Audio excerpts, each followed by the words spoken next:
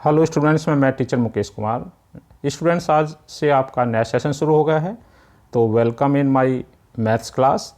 और आज की पहली वर्कशीट है वर्कशीट नंबर 1। इसमें मैथ 10th क्लास की वर्कशीट है, जिसमें रियल नंबर वास्तविक संख्या चैप्टर 1 है ये। और आज 5 जुलाई की जो वर्कशीट है, तो सभी स्टूडेंट्स को ये अच्छी तरह से वर्कशीट नोट भी करनी है, और नोट करके जब कंप्लीट हो जाए तो अपने स्कूल के ग्रुप में भेजना है। तो चलिए अब अपने चैप्टर पर चलते हैं। चैप्टर 1 रियल नंबर यानी वास्तविक संख्या है। अब देखिए, रियल नंबर 9th क्लास में पढ़ा था आपने।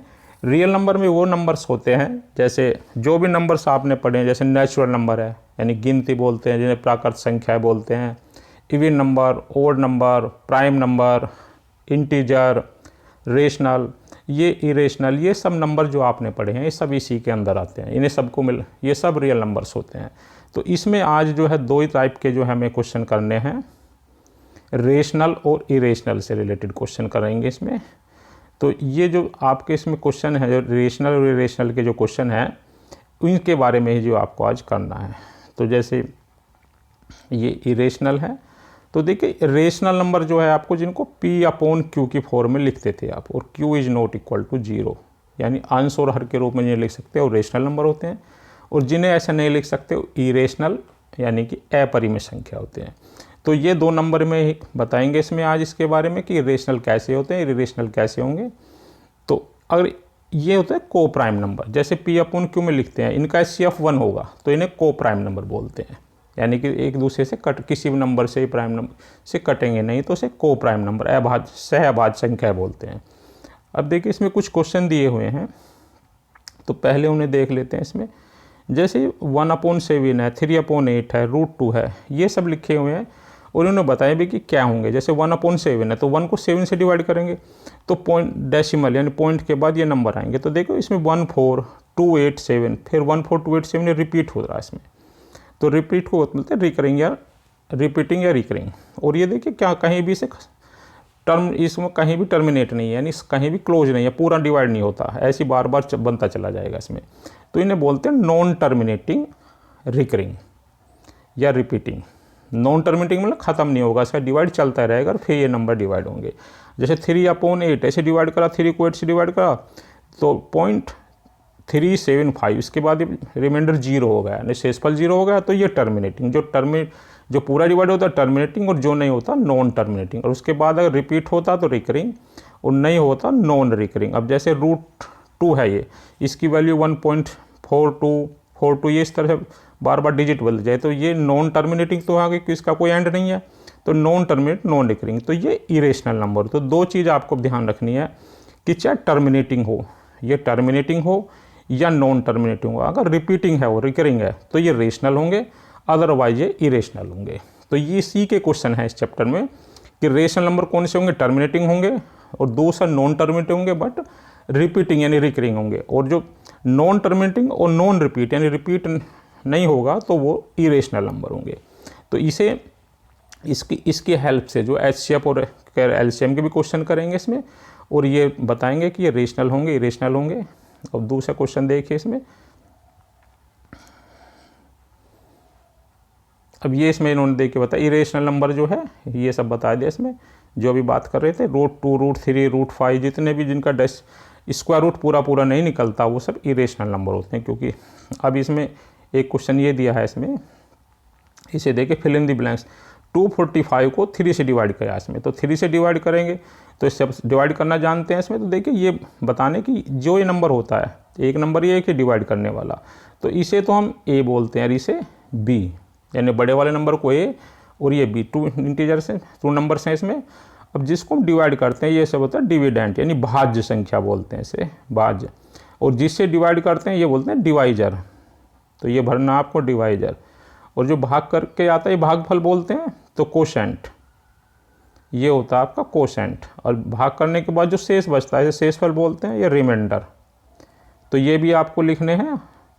और देखिए इस तरह से ये लिखते हैं, तो ये आप इसे करते हैं, लेकिन कैसे करेंगे, 3 की और 81 मल्टीप्लाई करो और उसमें प्लस ये रिमाइंडर जोड़ दे, तो ये 245 बन जाएगा। तो इससे ये एक फॉर्मूला बन जाता है जो लिखा हुआ है, डिविडेंट इक्वल टू, जिससे हम डिवाइड करें उसे डिवाइजर लिखेंगे इसमें, डिवाइजर यानी भाग, और इनटू कोशेंट भागफल, QUOTIENT कोशेंट, और प्लस रिमाइंडर।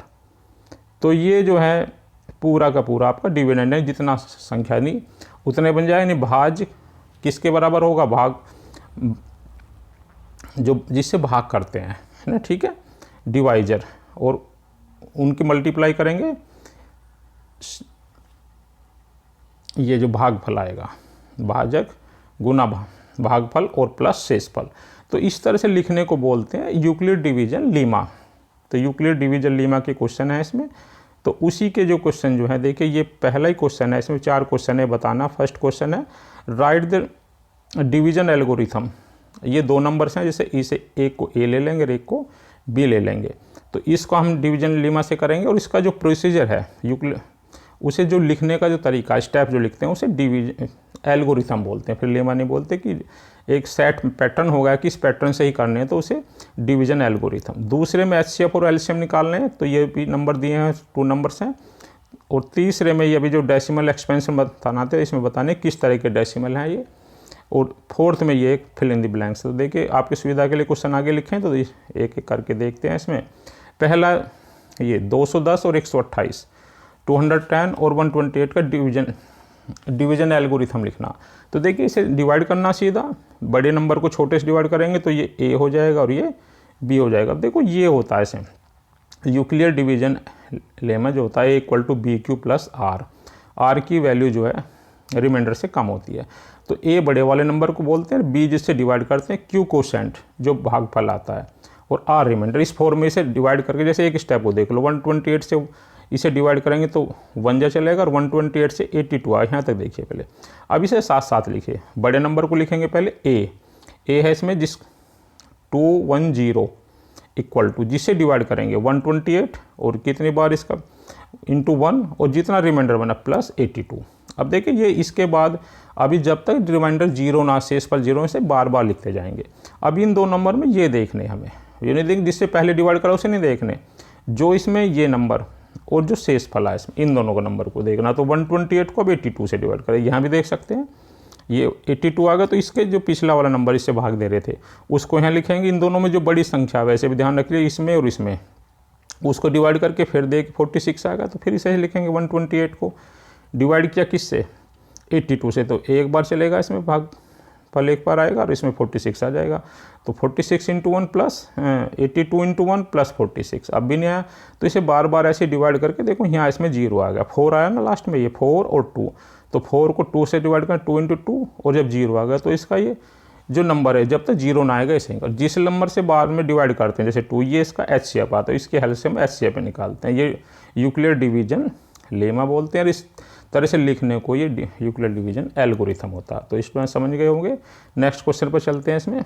इसमें फाइंड HCF एंड LCM, ये 2 नंबर हैं, 112 और 86 है, और फिर ये दिखाना कि इन दोनों नंबर की मल्टीप्लाई HCF और LCM के बराबर होता है। तो देखिए प्राइम फैक्टर करते हैं, 112 के आप सब जानते हैं करने से, 2 से डिवाइड करके लास्ट में सिर्फ में ये आ जाएगा। ऐसे 86 को 2 से डिवाइड करा तो 43 हो जाएगा, 43 अपने आप में प्राइम नंबर है, किसी से डिवाइड नहीं होगा, तो इसके ये फैक्टर हमने लिख लिए। 112 के ये हो गए।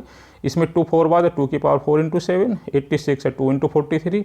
अब जब HCF लेते हैं, देखिए HCF क्या होता है, इन दोनों कॉमन नंबर में जो सबसे कम नंबर होगा, जो कम पावर होगी दोनों, जैसे 2 की पावर यहाँ 1 है और यहाँ 2 की पावर 4 है, तो यानी 2 की पावर 1 इसका HCF होगा, और ये 2 मिल नहीं रहे तो इनमें से नहीं होगा। या ये भी करते थे जो 2 को 9 में कॉमन होता है, तो HCF इसका 2 हो गया। LCM लेंगे तो LCM देखो जो सेम नंबर मिल रहे हैं दोनों में, इन दोनों में इसकी मैक्सी पावर, HCF में 2 सेम नंबर जो मिलते हैं मिनिमम पावर, तो 2 की पावर और जो बाकी नंबर सबकी इंटू 7, इनकी सबकी मल्टीप्लाई इंटू 43, सबकी मल्टीप्लाइंगे 4816 आ जाएगा। अब देखिए हमें यही प्रूव करना, इन दोनों 1112 और 86 की मल्टीप्लाई करके 9632 आ गया। अब HCF और LCM की मल्टीप्लाई करो, ये भी इक्वल होगा। तो ये भी एक क्वेश्चन का हेल्प से करते हैं कि दोनों नंबर A और B पहला नंबर है, और HCF और इंटू LCM की मल्टीप्लाई के इक्वल होता है। तो इससे भी क्वेश्चन आता है, 4 नंबर में से 3 दे देते हैं, नेक्स्ट को फाइंड करना होता है। नेक्स्ट क्वेश्चन नंबर है, ये कुछ नंबर दिए हुए हैं और इनमें डेसिमल एक्सपेंशन बताना। तो इस टाइप का भी क्वेश्चन पेपर में आता, एक ये नंबर ये है, दूसरा ये है, तीसरा ये है। और देखिए इसे दो तरह से कर सकते हैं। एक तो डिवाइड करेंगे, हम इसे सिंपली डिवाइड ऐसे करते आ रहे हैं, डिवाइड करके डेसिमल में आंसर आएगा तो इसीलिए डेसिमल एक्सपेंशन है। कहाँ तक है, अगर शेष रिमाइंडर जीरो यानी शेषफल जीरो हो जाएगा तो टर्मिनेटिंग हो जाएगा, और जो शेषफल जीरो नहीं आएगा तो फिर उसे डिवाइड करेंगे कि रिकरिंग है यानी कि रिपीटिंग है, नॉन रिपीटिंग है, ये आपको बताना है इसमें। दूसरा तरीका होता है डायरेक्ट, जो है इससे हम कह सकते हैं कि पी अपॉन क्यू की फॉर्म में लिखे हैं न्यूमरेटर डिनोमिनेटर में। तो जो क्यू है इसे नीचे वाला नंबर डिनोमिनेटर, इसको अगर ये फॉर्म हो 2 की पावर, 2 की भी कोई पावर हो या 5 की पावर हो या कोई से एक की हो, 2 की हो या 5 की हो, तो ये टर्मिनेटिंग होता है, या हिंदी में से शांत दशमलव प्रसार बोलते हैं। और अगर ये इसकी 2 और 5 से अलग फैक्टर हैं, 2 और 5 की कोई भी पावर हो या 2 हो या 5, लेकिन इसके साथ साथ कुछ और फैक्टर है, या 3 आ जाए 7 आ जाए, तो ये फिर नॉन टर्मिनेटिंग होता है और नॉन रिपीटिंग होता है, नॉन टर्मिनेटिंग रिपीटिंग होता है, नॉन टर्मिनेटिंग रिपीटिंग। तो ये सब जो दोनों रेशनल नंबर में होते हैं, जो इरेशनल में क्या होता है नॉन रिपीटिंग और नॉन टर्मिनेटिंग नॉन रिपीटिंग, तो उसके क्वेश्चन ये नहीं है। तो देखिए पहले 164 को 12 से इसे सिंप्लीफाई कर लो तो 41/3 आ गया। अब 43 को 3 से डिवाइड करेंगे तो फिर हम इसी को देखेंगे, इसके नीचे वाले नंबर को देख लो, इसके फैक्टर में क्या 2 और 5 से अलग फैक्टर है, 2 और 5 से अलग फैक्टर 3, तो नॉन टर्मिनेटिंग रिपीटिंग हो गया। ऐसी 83/7, तो 83 जो है ये भी प्राइम, अभी किसी से डिवाइड होगा 7 से डिवाइड करेंगे तो इसके नीचे वाले फैक्टर को देखो, ये भी 2 और 5 से अलग फैक्टर है, तो ये भी नॉन टर्मिनेटिंग रिपीटिंग हो गया। तो डिवाइड करके भी देख सकते हैं, उसमें भी ये पता चल जाएगा आपको कि ऐसी 100/15 है, 5 से डिवाइड करो 20/3, 3 से डिवाइड करो तो 6.6 इस तरह से आया। तो नॉन, क्योंकि इसका कोई एंड नहीं होगा, ये सभी क्वेश्चन नॉन एंड वाले हैं, डेसिमल के बाद डिवाइड होते चले जाएंगे और रिपीटिंग होंगे। तो ये डेसिमल एक्सपेंशन होते हैं रेशनल नंबर में, कि टर्मिनेटिंग या नॉन टर्मिनेटिंग रिपीटिंग। अब नेक्स्ट इसी के एक क्वेश्चन दिया हुआ है, इसमें खाली फिल इन द ब्लैंक्स बनना कि डेसिमल एक्सपेंशन ऑफ डैश है ये number is non terminating and non recurring यानी नॉन रिपीटिंग। देखिए नॉन टर्मिनेटिंग और रिपीटिंग तो ये था, और जिसमें नॉन रिपीटिंग हो वो होता है इरेशनल नंबर, अपरिमेय संख्या। ऊपर वाला नंबर जो था वो परिमेय संख्या था। तो स्टूडेंट्स ये आपको समझ में आ गया होगा, ये अपने रजिस्टर पर या कॉपी जो भी आपने नोट करके स्टूडेंट्स के ग्रुप में भी भेजना। Thanks students.